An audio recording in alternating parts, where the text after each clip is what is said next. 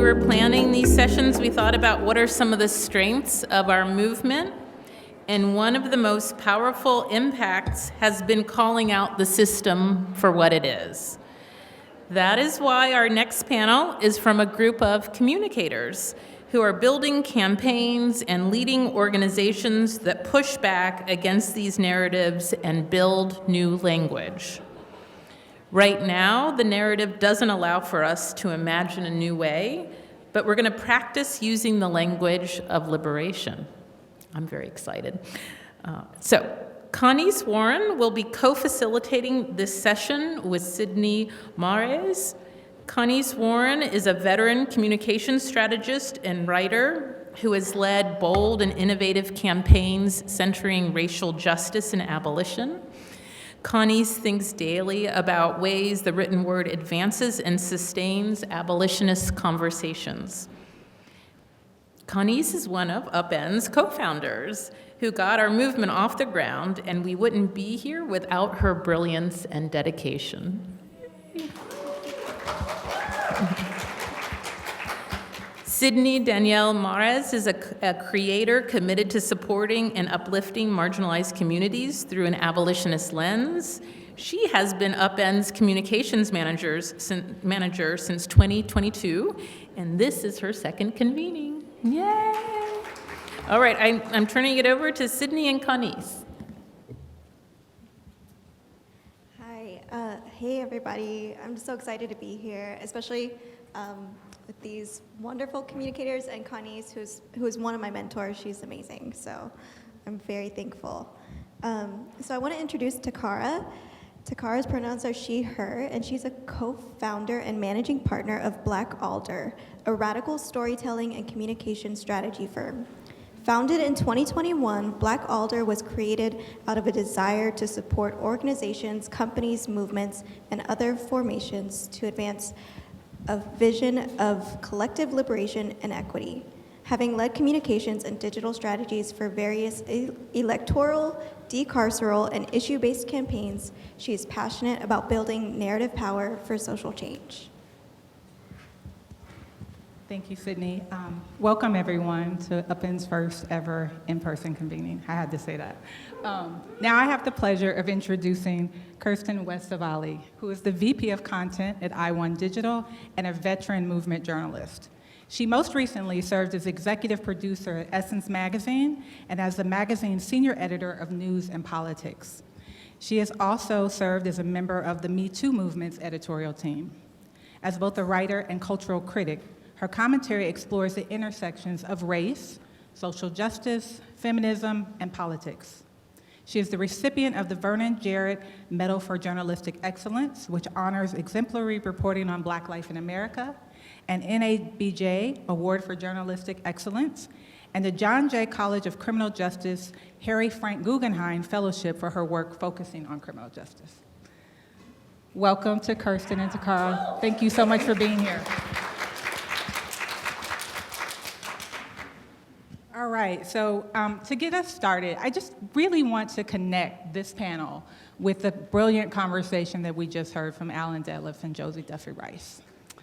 Right, so Josie Duffy Rice talked about the understanding people have of language. Alan talked about terms given to us by the state, the media's role, the role of the academy came up. How words like community care sound good, but they're ultimately hollow. So just grounding that in the prior conversation, and then to talk about the language of liberation. The language of liberation requires awareness, intentionality, and a commitment to rejecting language that dehumanizes and oppresses. It insists on the fundamental humanity of people. It insists on speaking truth to power and calling out state violence. It insists on naming the harm and violence perpetuated by the state, and it rejects a lens that obscures systemic failures and instead blames individuals. All right, so we call it family policing, said in the tune of I Said What I Said. All right. To start off with our panelists, I want to share a quote from the late, the great Toni Morrison. She said, "Oppressive language does more than represent violence. It is violence. It does more than represent the limits of knowledge. It limits knowledge." So I just want to ask Kirsten and Takara to share your thoughts on that. Yeah, so many things come, and thank you so much, Connease, and thank you so much. I'm so grateful to be here. So many things come to mind when hearing this quote, and oppressive language enables and emboldens violence is ultimately what comes to mind. And in this moment right now in particular, I'm thinking a lot about media justice and the role that media justice plays in combating oppressive language. And media justice, for those who may be unfamiliar, it's how we use media to re-enfranchise the disenfranchised. How are we thinking about oppressed people in storytelling in the media? And in this incredible, critically moment that we're in right now, I'd be really remiss if I didn't lift up what's happening in Gaza right now in this moment. And I get really emotional when I think about this, but so bear with me. All of the narratives that we're seeing in the mainstream media when we talk about peace, calls for peace. And like Alan shared earlier, the aim really here is to trick us, right? It's narrative spin, and there's so much violence in that. And so Toni Morrison's quote brings up for me a Kwame Ture quote that says, "There's a difference between peace and liberation. Is there not? You can have injustice and have peace. Isn't that correct? You can have peace and be enslaved. So peace isn't the answer. Liberation is the answer. And we want peace in the end, but you can't have peace until everyone is equal. And that's why we yell in the streets, no justice, no peace, no police, abolish the police. And that's why we're disruptive. So when we see these cries for peace, this language that speaks to this universal human desire, this universal need that we all ultimately have, we're seeing this language be weaponized against those who are calling out to abolish prisons, be them federal or open air. The people who are seeking to abolish family policing, lobbing accusations of not caring about the safety of children. But we know that the truth in this bigger fight for abolition, if the oppressor stops fighting, if they stop their violence, then there will be peace. But if we stop fighting, we could cease to exist. And it's our job as narrative and creative and digital strategists and communication strategists to make this common sense, right? It's also our job to make clear that the issues are interconnected, which is also why I brought up Gaza. And to thread the needle to make clear that we are weaving together a tapestry of stories that ultimately will lead us to abolition. So when I think about that quote, there's a lot of things that come to mind, but I think that kind of summarizes it. That, and thank you, Connease, and thank you, Sydnie. It is an honor to be invited into a room to speak about things that I've been shut out of rooms for saying. So this is an honor to be here with you all today. A few of the things that first come to mind, also a quote, there's a difference between negative peace, which is the absence of tension, and a positive peace, which is the presence of justice. And Dr. King also said it's important that we get the language right. And one of the things that I always speak about is the importance of not starting stories in the middle. We can't start stories in the middle, right? Because who gets to define crime? Who gets to say when someone is doing something right or someone is doing something wrong? Who gets to say that this is what this person is doing in this community without talking about the occupation that that person has lived under, without talking about the violence, the state violence this person has lived under? I often say that before we see a dead Black child on the ground, that there are a million bullets that that child has had to navigate before he's dead on the ground. And that's from food apartheid, that's from economic scarcity, there's from school violence, that's from criminalization. As Angela Davis said, it's not just mass incarceration, it's mass criminalization.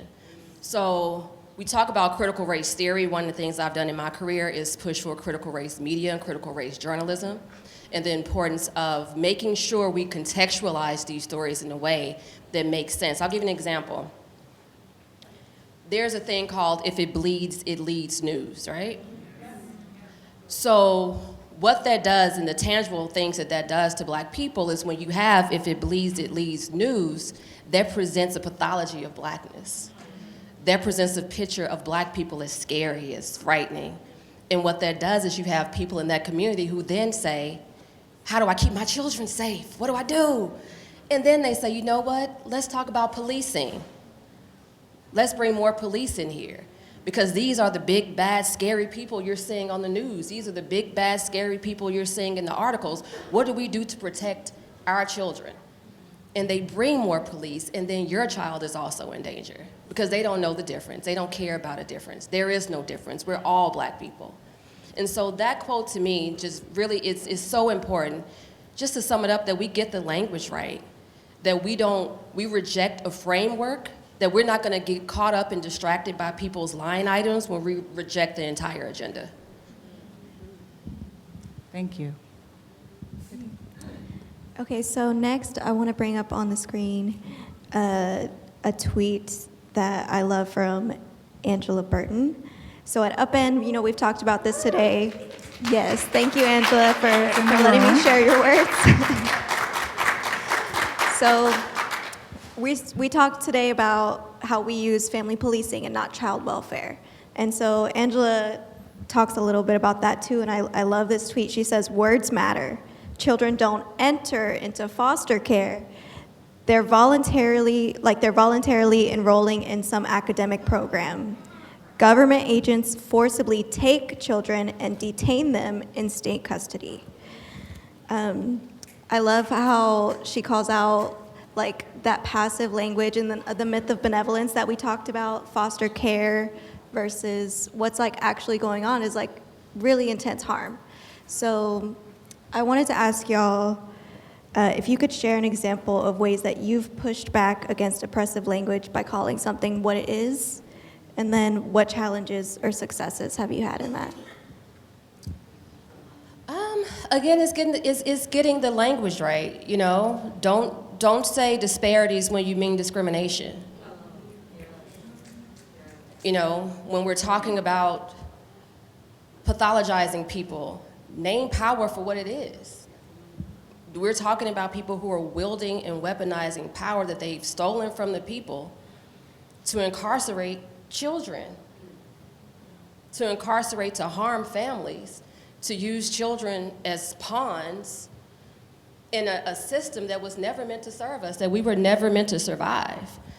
And so it's important, I think, especially in journalism, especially for black journalists in particular, when we talk about fair and balanced, that we make sure that is a thing, right? But what often happens is people say speak truth to power when the power is not them. So it's important that we call a thing in all those contexts. Make sure that we use the language that is the truth. If we're talking about apartheid, say apartheid. If we're talking about terrorism, say terrorism. If we're talking about war and violence, say those things. If we're talking about white supremacy, call a thing. Because it's the truth, and we have the evidence, the data, the history, the lived experiences to back that up. So there is no passive language, and it doesn't matter. There was a story in the New York Times speaking about this quote, which I love, and they talked about missing black men. You all remember this story? They talked about missing black men, and it was so important in that moment for black journalists to contextualize that and say, they're not missing. Black fathers are known to be more present in caring in the lives of their children on a day-to-day basis. We know that they're not missing. They've been stolen from their families. And whether it's due to violence, whether it's due to the healthcare system where they don't have, disease care, sick care system who doesn't care about black bodies and they die early, they're not missing, they've been stolen. So this kind of quote says to me, just make sure, again, that the language is serving the people and it's true. It is fair and balanced. We get to say what that is. Again, starting the story in the middle is not the truth. And I love about this is who's missing out of this equation, right? The kids aren't just doing this of their own free will. There's something missing to this story, then you have to call it out, Yeah, when I think about an example of, like you named, calling a thing, in 2021, during my time as communications director for Dream Defenders, a Florida-based civil rights organization, we were combating HB1, which was Ron DeSantis's combating public disorder. And it was in direct response to the uprisings of 2020, George Floyd's death, and there was quite literally a provision in the bill that made it legal to hit protesters with your car. I wish I was being hyperbolic, I am not. Ultimately, we were able to fight back this, some of these key provisions with, lawsuits and working with the UN, et cetera, but the fact that it even made it as far into the state house as it did says a lot, right? And this language, combating public disorder, right? There were a lot of people in the community, and it's one of these really sobering moments. You have to remember, not everybody is an abolitionist, not everybody is in movement, not everyone gets it. And folks are like, I just want to live the most peaceful, safe life I can. There was somebody that came up to me in the community, and they said, Takara, I don't like public disorder. A black person in the community, I don't want any trouble. I just want to be able to live my life safely. I don't want there to be more police in the neighborhood, but I don't want violence either. And so we went back with the team, with the executive team at Dream Defenders, and we're like, we need to rename this bill. This is the anti-protest bill. This is a censorship bill. And so in all of our media strategies, we had very clear and direct conversations with these reporters. This is not combating public disorder. This is anti-protest legislation. This is censorship legislation, and we need to call it what it is. He doesn't get to brand this, the people do, because we are the ones that are impacted by this. So I think what you named is exactly that, naming a thing as it is, telling the truth about what something is. And I think that's also narrative power. We did that as a community. We said, you don't get to brand this, because that's not what this is.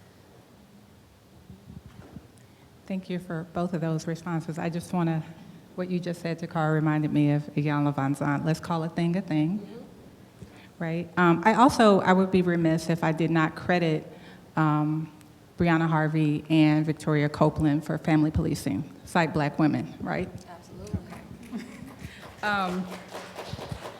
For our next topic, we're going to talk about co-opting language.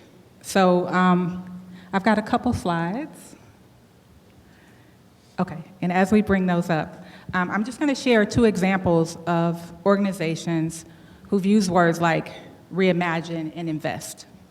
So for a little bit of context and contrast, How We End Up, A Future Without Family Policing, is a document that the Upend team put out in 2021. I'm getting my dates mixed up, but yes, give or less, more or less. And we talked very intentionally about reimagining and investing. We talked about it from the framework of fundamentally reimagining the system outside of the context of what exists now, outside of even a system, right? That kind of reimagination. The document talks about investing, which by invest we mean changing material conditions, right? Literally putting money in the hands of people. So, contrasting that with what we see from the American Academy of Pediatrics, and I don't think they're being nefarious, I really don't. They put out a report, Reimagining Child Welfare, Recommendations for Public Policy Change. The problem with that is they're not reimagining the system, they're reimagining how to make the system act better, right? But that's different from the reimagine that we mean. Similarly, on the next slide, we see, this one is from childwelfare.org, and they talk about investing in children, investing in communities. So I would say to that, like, where's the money? Like, Yeah, where them dollars at? Like, this right? one- Like, when they're just saying invest, but it's hollow, it's a shell. It's co-opting the language that movements use very intentionally and purposefully. So I just want to ask our panelists, how have you pushed back when you see language of liberation being co-opted? And then using your expertise as communications professionals, can you share some thoughts on developing a strategy when we find our language being co-opted and misused? I'm going to let the brilliant Takara speak to strategy, because shout out to Black Alder and Chelsea and Takara. They're doing big things. Shout out to them. I'll let her speak to the strategy for sure. As far as the language goes, again, you're lying. That's not what reimagining is. If we're talking about a system that is built on land theft, rape, genocide, and we're still operating within that system, a system in which rape is a cornerstone of it, right? Because black women are forced, they're raped, they're forcibly made to give birth to children who are then taken from them and used to propel a system with human capital that is turned against them. And you're asking us to work within that system. You're not reimagining justice. You're not reforming it. You can't, and I say this all the time, Josie and I talk about this all the time.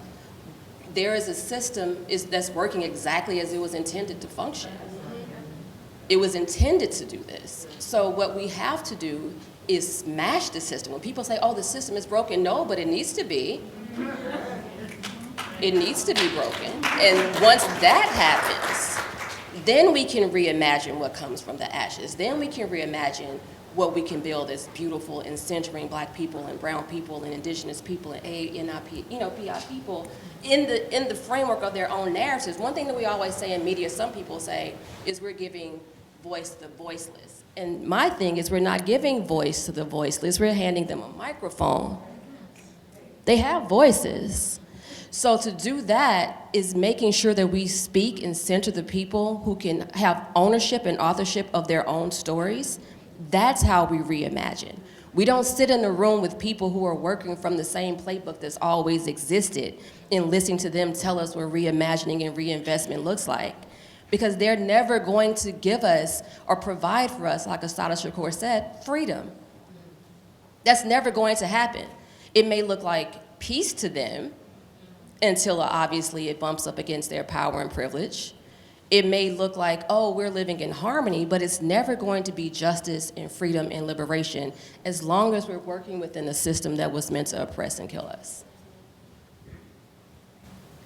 So to speak to strategy, like I named earlier, I think one of the many roles of the narrative strategist is to make justice and liberation common sense. And I think one of those things means that we have to make sure that folks are clear about who the characters in the story are and when the message and the messenger are misaligned. And I think that, in my work with my clients or when I'm training up organizers in my local community or, during my time in movement, one of the exercises, and this is a very practical strategy tip, but one of the exercises that I love is the Center for Story-Based Strategies Battle of the Story exercise. And anybody in here can Google it, it's public. But it gives you a very, very clear illustration of who the characters in your story are, the stories that they're telling, why they're telling the stories, and the issue at hand. And it's very, very easy to see, when a story is misaligned and when the message and the messenger are misaligned. I think, in 2020 and 2021, especially following the uprisings, we saw all of these corporations, right, like using all of this language like, we're against state-sanctioned violence against black bodies, and we stand in solidarity. And inside a movement and movement-aligned spaces, we were all just like, all right, like, okay. But, something that was really clear to us, and I think is clear to the broader public because of the work that we're doing inside of narrative justice spaces, is that the message and the messenger were misaligned because many of these corporations are actively exploiting our communities. They're not putting their money where their mouth is. It was nothing beyond lip service. And I think that that's so evident to so many of us, even those of us who are not in movement, some of us who don't have the language, some of us maybe who are perhaps not even abolitionists. But I think the role of a narrative strategist is particularly in movement, progressive movement, is to make justice and liberation common sense, and that means knowing who the characters are, their stories, and when the message and the messenger don't align. Thank you. Sydnie, I'm gonna throw in an extra question. Okay. Okay. Yeah. So this is something I'm particularly interested in and passionate about, as I know other people are. It came up in the last session, right, about how our movements really traverse each other. So I moved from kind of family policing abolition and have moved into a space where I'm working on prison abolition. So I found that I have to almost learn all over again, right? I know not to call family policing child welfare, but I have to be careful, intentional about referring to people who are incarcerated, not as inmates, right? So we're always learning, but I guess the question I have is, what can we do? Because we see that these movements are connected. We see the foster care to prison pipeline. How can we make sure that we are connecting those movements and sharing language in a way that really propels our stories to where they need to be and tell the truth about them? That's a great question.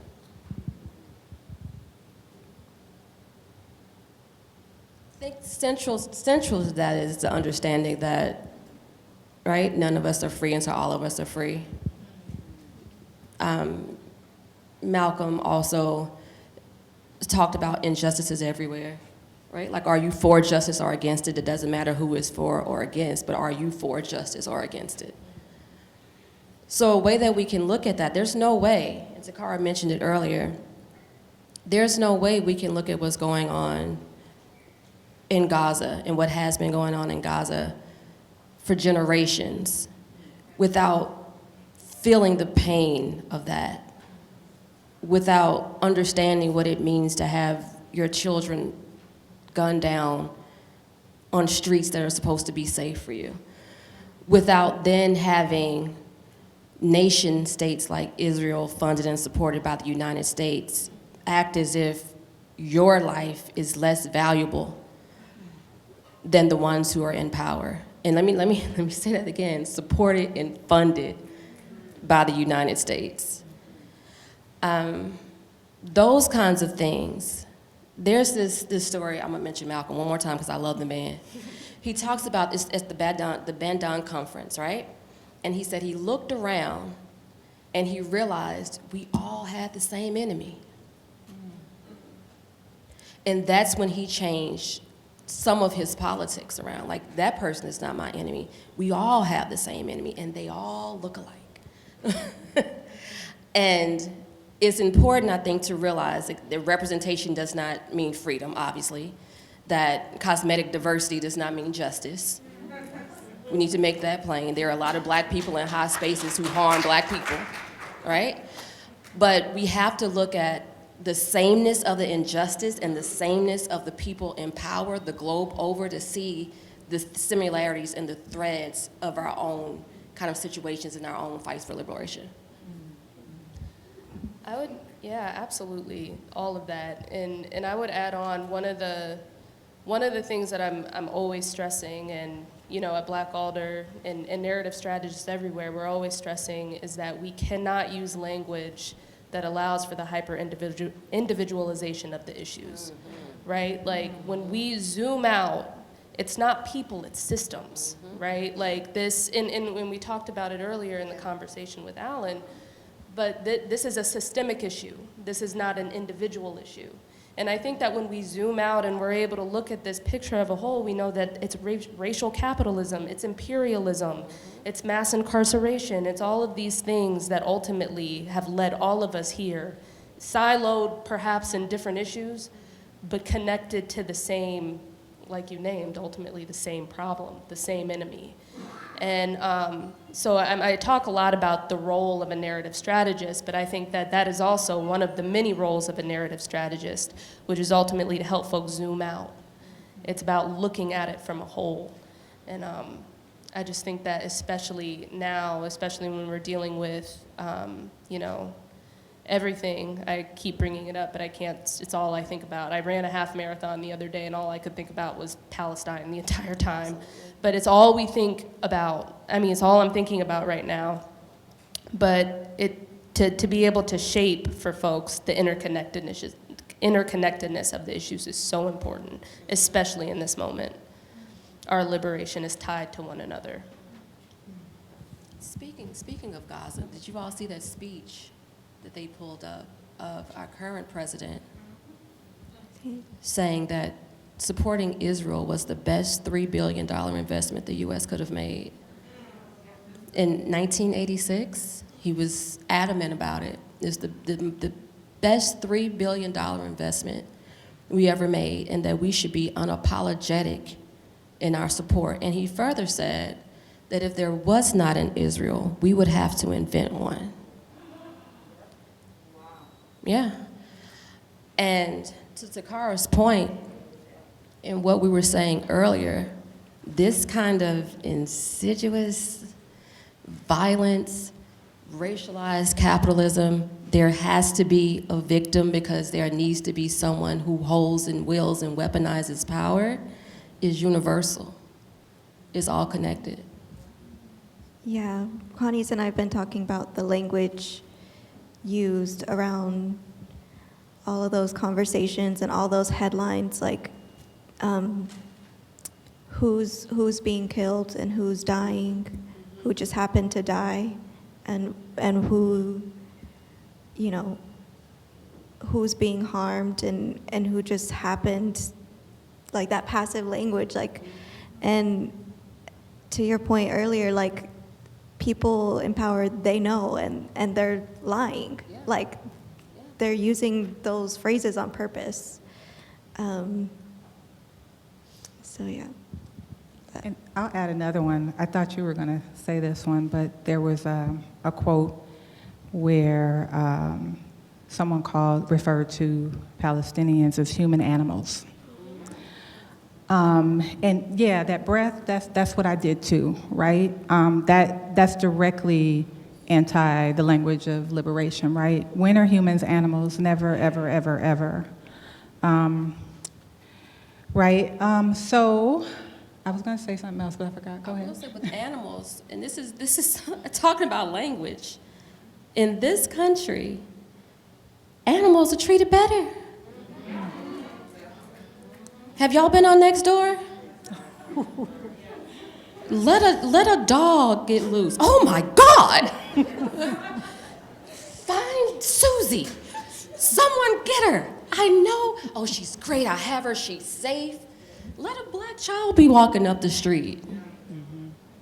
Our bodies are left in the street. Let there be a dog. Call somebody. This is horrible. So that's another thing, that the idea that we're being treated worse than our animals. If so, we could in this nation and in others like it, because animals don't pose a threat. James Baldwin talks about that. Once you have the language and the knowledge and you understand what's going on, you cease to be a victim and you become a threat. So the language part and the strategy is so important, because we talk about it not being kind of a helper of violence, but violence itself, that we have to always contextualize in every moment. All right, now we want to open this up for two things. Questions, number one, and then we also want to just present a couple of headlines, like real life, real world headlines, just as an exercise to think about language and how things are presented and how you might rewrite it differently using the language of liberation. So there are Post-its on your table. We're going to pull up these headlines. But also, even if you don't want to participate in that, if you have any questions, we can take those as well. So we actually chose some really trickier headlines. These are not like the worst ones we've ever seen. So we tried to make it a little bit more challenging. Yeah. So hopefully everybody can see. I'm Yeah. just going to read them out loud. The bar is very low. The bar is so low. The bar is in hell. Absolutely. I'm going to repeat what you said, Takara. She said the bar is so low, it's in hell. Okay. Pregnant women on anti-addiction medication had their babies taken away. That was from the New York Times in July 1st. And then in June, the Houston Chronicle, we've got a headline that says, teens aging out of foster care sometimes end up homeless. A new Houston campus aims to change that.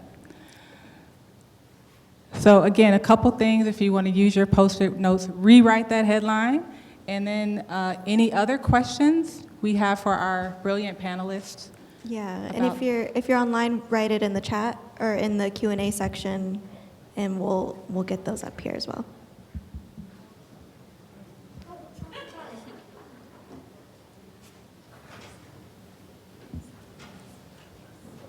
Okay. Here comes one. And as these are shared, we're going to ask our panelists to comment. Yeah, what do y'all notice? Not to rewrite it, not to give away the answer, but what do y'all notice about these headlines? So much. First of all, the language of homeless stands out instead of unhoused, right? They call them homeless. There's Aging also- out. Yeah, aging. Yeah. There's also just like the state's participation is absolutely missing. Completely absent. It's completely absent. They from the end up, headline. they end up homeless. Is that what happened? Yeah, end up. They just tripped and said, "Oh look." Oh man.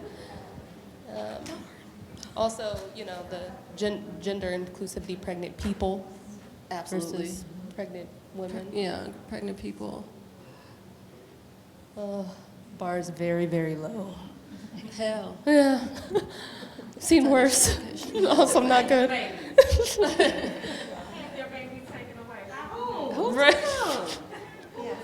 Yeah, state responsibility. I mean, like, where's the state in the headline? This is. I want to see what you guys come up with because this is. Yeah. But it's so common. It is so common. It's so common. Which is why it's so important for journalists to contextualize in a way that's honest, because this is, and people will walk away feeling empowered and knowledgeable and use the same messaging somewhere else. Can I ask a quick question for you? Oh, yeah. I think, you know, in my time as like a communications professional, I've come across a lot of well-meaning reporters, right? And they come into community often wanting to tell nuanced stories, honest stories, and then it gets on the editor's desk. And then, you know, the headline changes. You know, for somebody who's trying to have a trauma-informed practice of storytelling or a community-centered practice of storytelling, what would you share with a journalist, you know, that's really struggling to, maybe perhaps with their editor, in moments where maybe the story would have, the headline, perhaps if they could have had something to do with it, would have read a little bit better? That's a great question. Yeah, that headline piece is tricky, because you're right. Very, very rarely does the journalist pick the headline. You have to go to battle. You have to fight for your work. You have to fight for the story to be what you want it to be.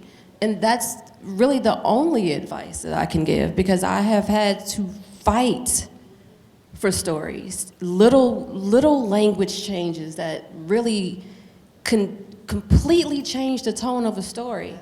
It's like, oh, well, this is no, it's not harsh enough. You know, so you really do have to fight for your work. And some editors, not all, some editors welcome the challenge, right? Because some editors are also well-intentioned. But you also have to have the language to go and say, let me explain to you why this is wrong and why this title needs to be this. You may be teaching them something. I've like definitely messed up in conversation and in communication. And there's like pressure, right? Because you're putting something out there. But I'm so thankful for people who have come to me and said like, hey, this isn't what you mean. Let me help you out. Absolutely. And I'm like, I have so much gratitude for that. Absolutely. It's definitely open lines of communication, because for those who are well-meaning and well-intentioned, it just may be a lack of knowledge issue. Absolutely, and the language of the state is so insidious, right? So I recently worked on a press release for a lawsuit that was filed by 5 incarcerated men, and the language of the state was that they were on a gang unit. So we're like, wait. Right. They don't even know why they're in solitary confinement. Let's start there. But they've been labeled as being as a gang unit, and knowing what we know about our cultural, you know, response to people, to incarcerated people, right? That immediately would have set the tone for the press release, right? So we rejected that. That's what the state says. That prison is calling it a gang unit, but we're not doing that. We're not replicating that language in what we're doing, so. Another thing in stories that people have to be careful of is accepting the police narrative as fact. And that's one thing I tell my staff all the time, right? All the time. Like, just because you'll see allegedly, reportedly for everybody else, and then the police makes a statement and it's just written as its fact. I will never do that. And no one on any of our teams will ever do that. Because you have to question and contextualize everything and realize that they're working within the same state. And the power that we hold as journalists is to decipher that and contextualize it and publish it in a way that makes sense to people. And I just want to add to that, when you really realize the amount of money that the communications departments of police departments have, right? So that lets you know this is not, like, this is for real, because they're investing in that. Absolutely. They're investing in their narratives. Yep. I'm going to tell you, not funny story, but it was interesting, is that I did some work around drug policy, right? And talking to the NYPD around, this was during de Blasio's term, talking to the NYPD around marijuana arrest. Talked to the communications person at the NYPD. And they said, oh, this is untrue.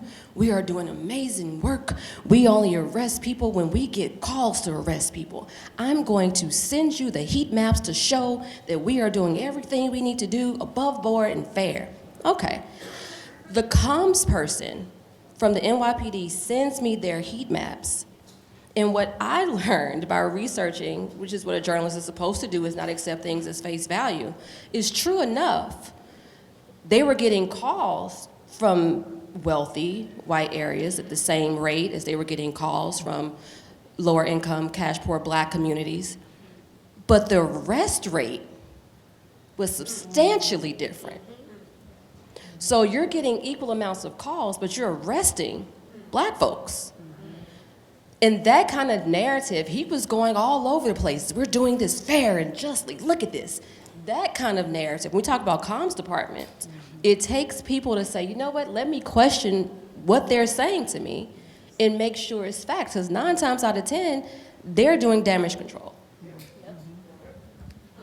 I have a question for y'all. Do y'all have any advice for orgs who do not have a comms person, like who are just struggling to get their message out there, and are fighting back, and they don't have like those resources?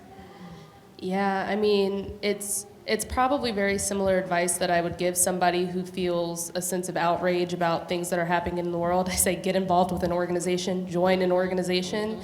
I think that there are a lot of really amazing, narrative justice formations out there that are willing and ready and wanting to support organizations that do not have communications infrastructure. When you named police comms teams, what came up for me, it's like inside of our organizations, we're like 1 or 2 people typically, and we're going up against these media machines that, and we're trying to tell our stories on their platforms, through their avenues. And, they have millions of dollars that they're putting behind ad campaigns, and we're tweeting and like sending emails. But, and I don't mean to say that to diminish the work that we do, but there are a lot of really incredible formations. Center for Story-Based Strategy, Reframe, Black Alder, we do a lot of that work, training folks up, oftentimes pro bono.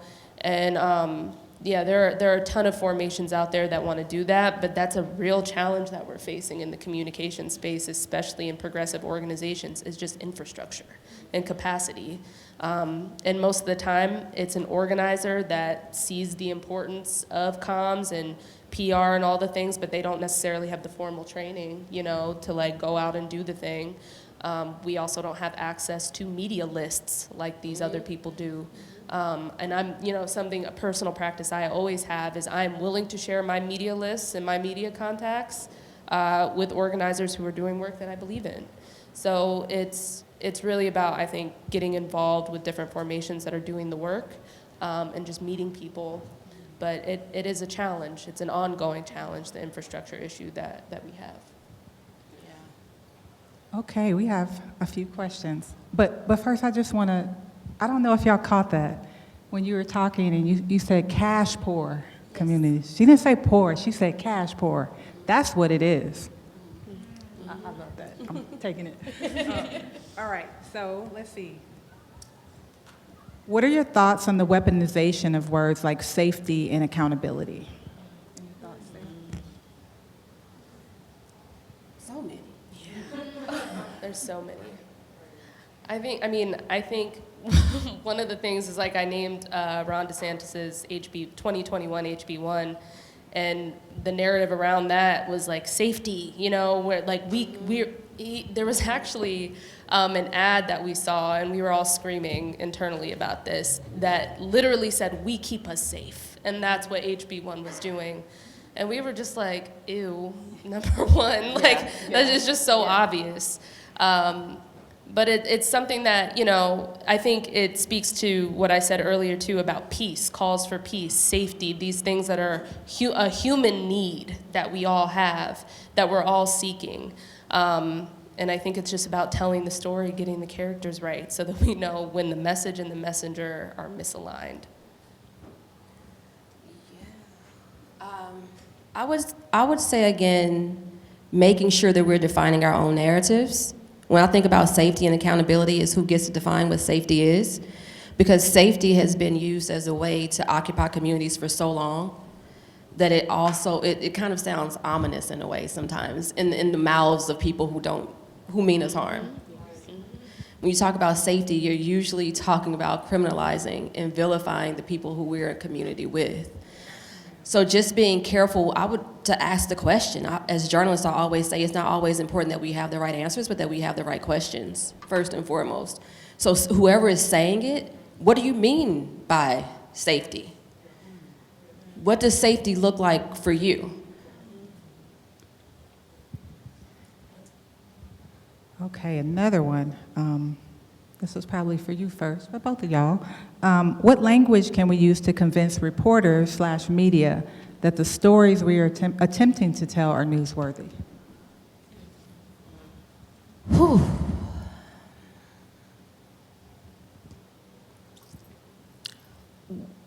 Right after Trayvon was killed and Takara mentioned Dream Defenders, shout out to Dream Defenders. Movement wasn't yet profitable for mainstream media.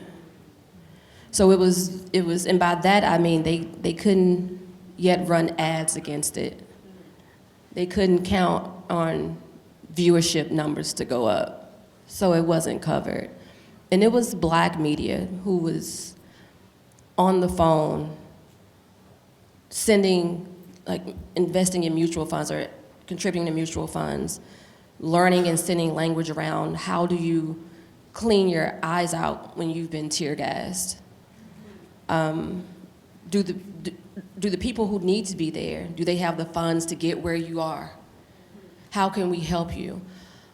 To make a story newsworthy, and Takara and Chelsea and I have talked about this, is we don't want to be visitors. I'm quite sure next year, 10th anniversary of Ferguson, is gonna be huge. Ferguson's gonna be everywhere. You won't be able to throw a dart without missing a Ferguson story.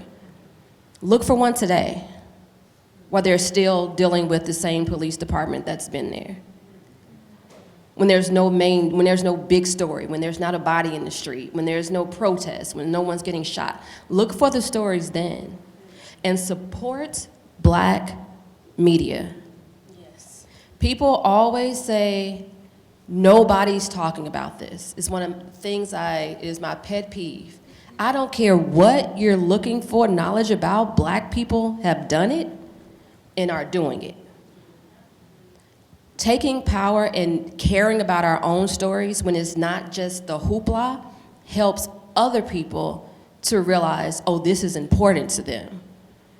Because honestly, that's what they care about. Are you gonna read it? Because if you're gonna read it, then we're gonna get traffic.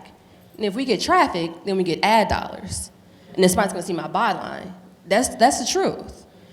You have to care about a story when there are very few people looking and paying attention. You care because this is our people and we care what happens to them.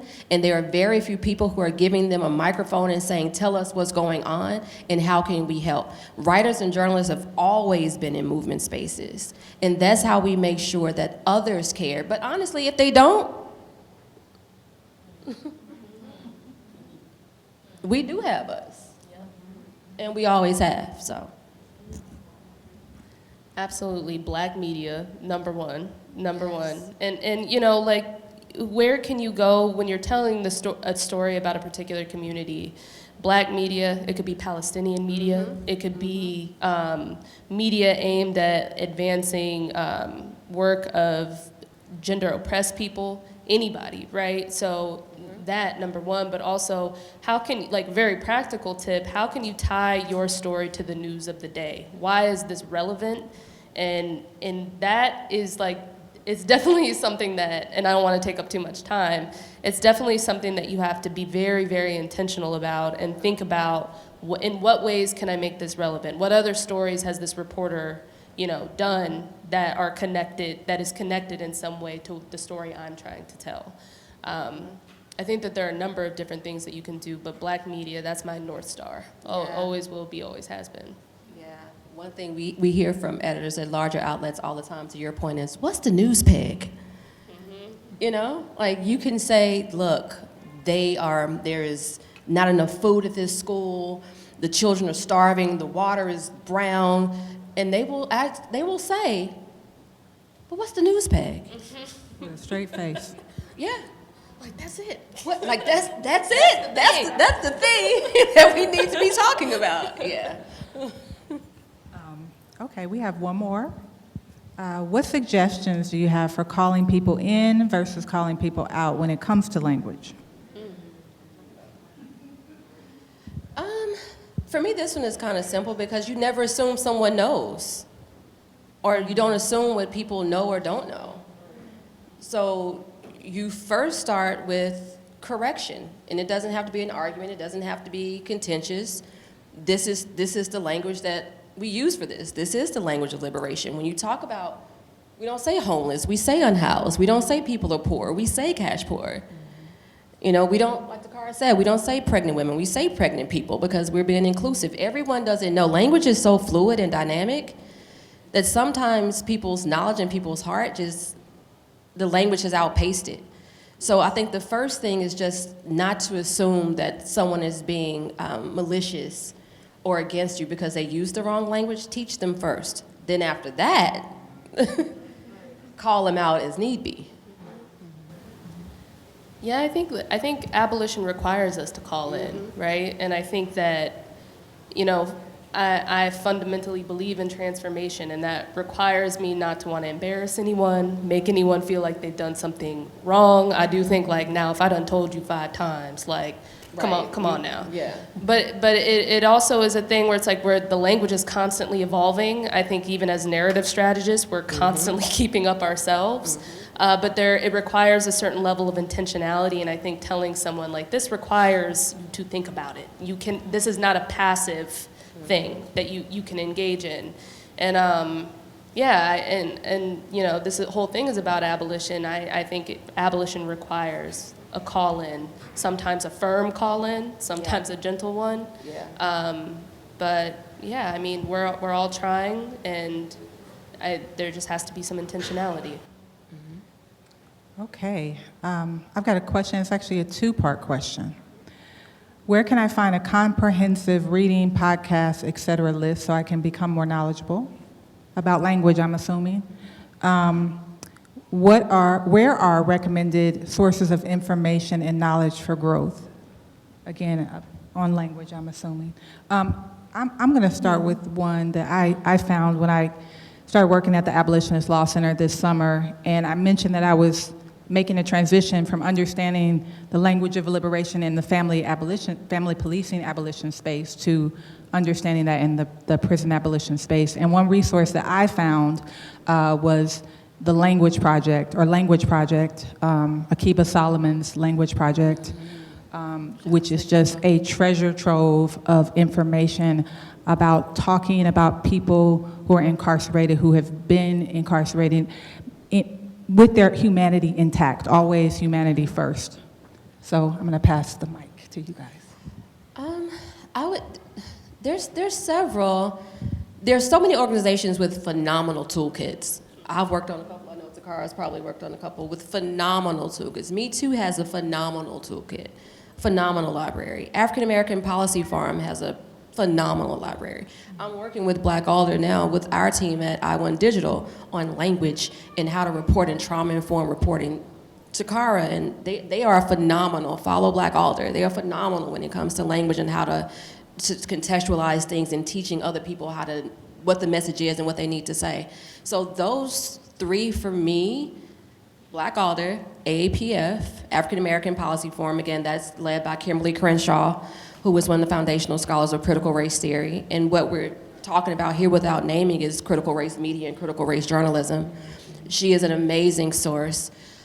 And again, just Black media, those are my top three. Those are my go-tos. Look for toolkits, look for information. The Highlander Center, Dara Cooper is phenomenal when it comes to talking about food apartheid. There's so many people. Mike Africa, who is with a son of the Africa family in Philly, the MOVE bombing, is talking about health is wealth and how to make sure that if we don't have our health, we don't have anything, and the importance of that. So anything you're looking for around movement, language, and how we talk about these issues, start with that topic. There's someone doing it, but those are my top ones. Yeah, I would say the same thing. I mean, with a lot of our client work, something that we're really encouraging folks to do is build a reading list for their community online and link that for folks online. And I'll shout out one of our clients, Pride in the Pews. They're aimed at queering the Black church.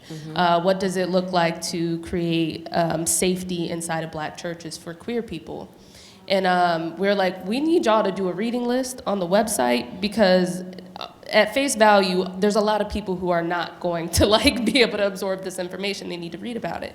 Movement for Black Lives, Dream Defenders. I mean, these are all organizations that have incredible reading lists available to folks online, as well as podcast hits that they've done, owned media that they have. So yeah, there's just so many amazing resources online. I know we're running out of time, but if anyone wants to ask me about any in particular after this, I'm happy to.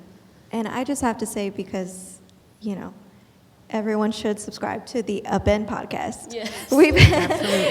We've almost finished recording season 1, and a lot of incredible people that are in this room are going to be on episodes of our podcast, and I feel like I've learned.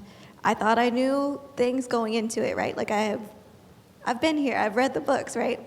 But going into it and producing this podcast has been such a joy, and I'm so excited for it. So go subscribe. The Upend podcast. Okay, there we go. Spotify, Apple, Google, all of them. Go find us. Because Sydnie is a comms pro. Final thing I just want to say is, what we just heard really is to go into the movement spaces to understand the language. Go to Upend website. We have resources there. Whoever, Pride in the Pews, right? Any movement that you don't know a lot about, go to the people doing the work. Read what they're saying. Understand, try to gain an understanding of why they're using the language that they're using. Okay, I think we're out of time. I could talk to y'all all day. I could. Thank you so much. Great. Thank you very much. I'm gonna pass the mic to Kirsten.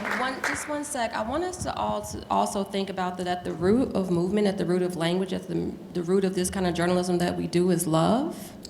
Absolutely. And love is not passive. So when we talk about language, when you love someone, you fight for them.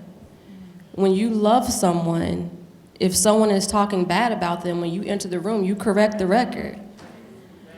So love is at the root of language that leads to liberation. And I just wanted to name that. And we're here in this space talking about children and family policing. Tomorrow is the anniversary of my father's death, right? And so much of this work, there are so many children who don't have their families, and this system is terrorizing them. So you all who are here and us up here, I just want you all, I'm so proud and honored to be in space with you all, because this is the work, and it's work that's first and foremost rooted in love. So just wanted to say that. I just want to say really quick, I've always felt really connected to you, even though we haven't spent a ton of time But together. you're my sister anyway. But tomorrow's actually also the anniversary of my father's death. And he died, he sustained injuries in prison. And so I feel really connected to this work about, children. And I feel really connected Yeah. to you in this moment and just want to name that and honor that. But thank you so much for